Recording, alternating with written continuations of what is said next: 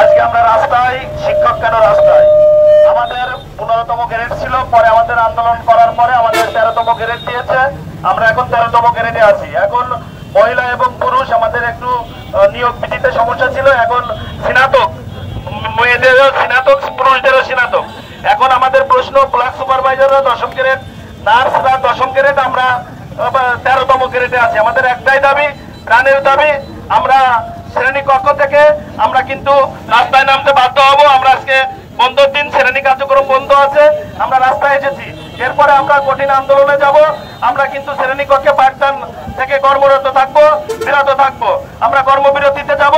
আপনারা যারা মিডিয়ার আছেন, আপনারা আমাদের ভাই, আপনারা আমাদের বন্ধু, আপনাদের মাধ্যমে আমাদের অধিকার এই প্রাথমিক শিক্ষা উপদেষ্টা সহ প্রধান উপদেষ্টার কাছে পৌঁছাবে, এই আশাবাদ ব্যক্ত করে আমি আমার বক্তব্য শেষ করছি। আল্লাহ হাফেজ।